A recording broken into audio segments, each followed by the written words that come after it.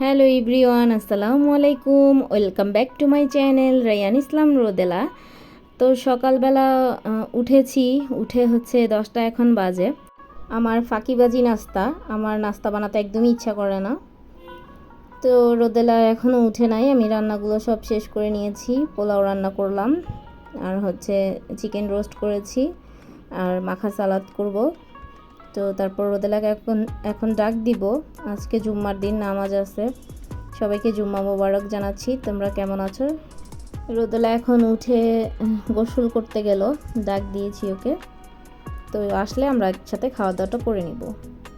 তো খাওয়া দাওয়া শেষ করলাম, শেষ করে একটু ফল দিব রোদেলাকে। আমার মেয়েটা হচ্ছে এরকম, একা একা কোনো জিনিসই খাবে না। যদি তার সামনে এরকম সুন্দরভাবে সাজিয়ে না দেই বা ছিলে না দেই তাহলে খাবে না। এত যত্ন করি, এত ভালোবাসার রাজকন্যাকে, যখন তার বিয়ে হবে আল্লাহ জানে ভাগ্যে কি রাখছে, তা তো আমরা কেউ বলতে পারি না। একটা ভালো যাতে তার স্বামী মিলে, হাজব্যান্ড যাতে হয় এবং তাকে যেন সবসময় টেক কেয়ার করে। সবার ভাগ্যে তার এই সব কিছু জোটে না।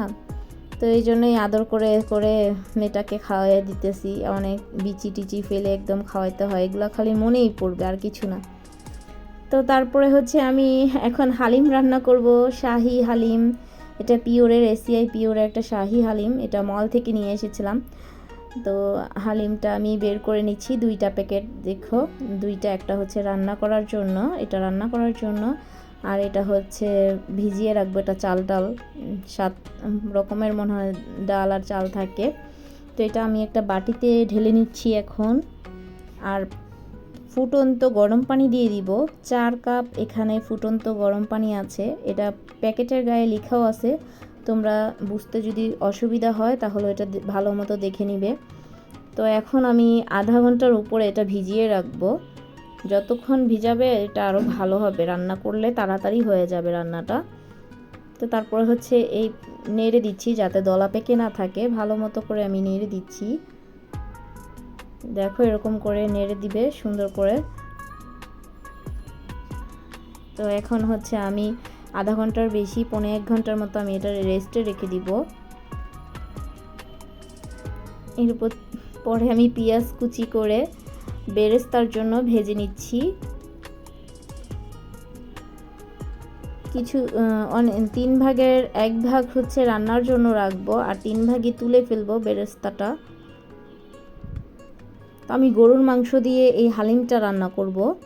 এখানে গরুর মাংস নিয়েছি 250 গ্রামের মতো। তো আমার বেরেস্তা কিন্তু একদম হয়ে গেছে। তোমরা কিন্তু অতিরিক্ত কালো করবে না, তাহলে কিন্তু খেতে একদম তিতো লাগবে। আমারটা একদম পারফেক্ট হয়েছে। সো আমি এখন তুলে নিচ্ছি, 4 ভাগের 3 ভাগই তুলে নিচ্ছি, আর 1 ভাগ আছে, এটাতে আমি মাংসগুলো এখন দিয়ে দিব।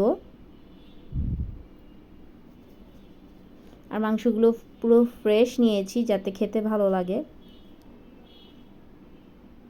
তোমরা চাইলে কিন্তু মুরগির মাংস দিয়েও রান্না করতে পারো, যে যেরকম মাংস দিয়ে রান্না করতে পারো, বেশি বা কম যার যার ইচ্ছা মতো। তো আমি হচ্ছে তেলের ভিতরে এই মাংসটা দিয়ে একটু নেড়ে চেড়ে নিচ্ছি। তারপরে আদা বাটা দিয়ে দিব, একটু আদা রসুন বাটা, এখানে 2টা মিক্স করেই আমি বেটেছি, তো এটাই দিয়ে দিলাম। এখন যে তোমার শাহির যে মশলাটা আছে, হালিমের যে মিক্সড মশলাটা, এটা আমি সম্পূর্ণটা ঢেলে দিব। খুবই সহজেই কিন্তু এই রান্নাটা করা যায়, কোনো কঠিন না। আমরা তো অনেকেই ভাবি যে হালিম রান্নাটা মনে হয় অনেক কষ্টের, কিন্তু আসলে না। এটা তোমরা রান্না করলেই বুঝতে পারবে যে কতটা সহজ আর অসম্ভব মজা হয়। তো আমি একদম কেচে টেচে দিয়ে দিচ্ছি হালিমের মশলাটা। এখন মশলাটা যেহেতু পুড়ে যাবে, এজন্য পানি দিব।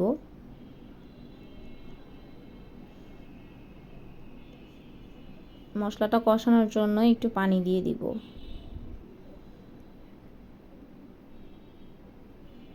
তো ভালো মতো নেড়ে চেড়ে দিচ্ছি।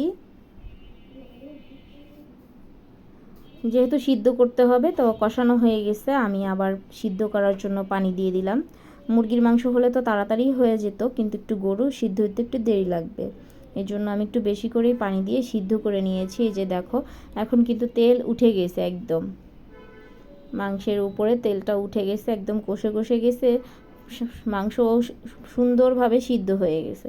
তো যে ভিজানো চাল ডালটা ছিল মিশ্রণটা হালিমের, সেটা আমি এখন নেড়ে চেড়ে দিয়ে দিচ্ছি সম্পূর্ণটা, পানি সহই কিন্তু দিতে হবে,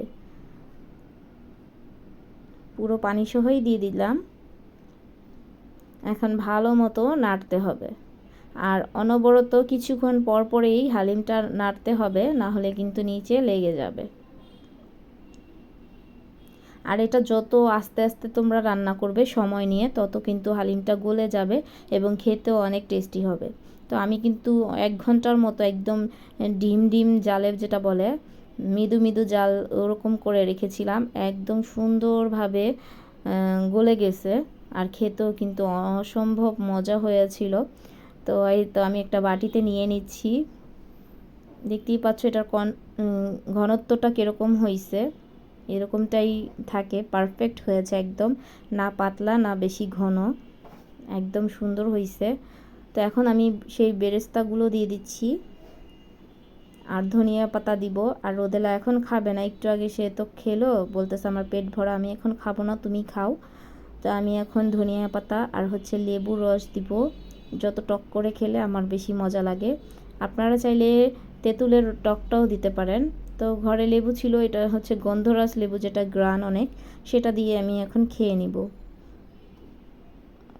তো সবগুলো মিক্স করে নিয়েছি, খাওয়ার জন্য প্রস্তুত, সবাই একটু খেয়ে নেন। তো ভিডিওটা যারা এই পর্যন্ত দেখেছেন প্লিজ একটা লাইক কমেন্ট শেয়ার করে দিন।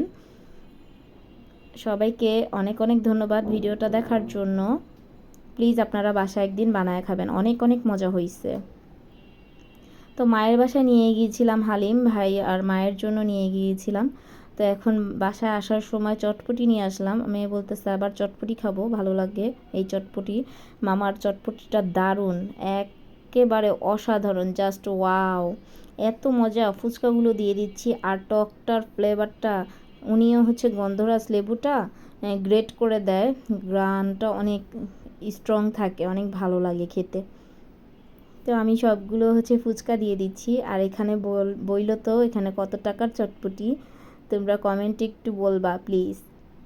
তো এখন খাচ্ছি আমি, আর মেয়েও খাবে।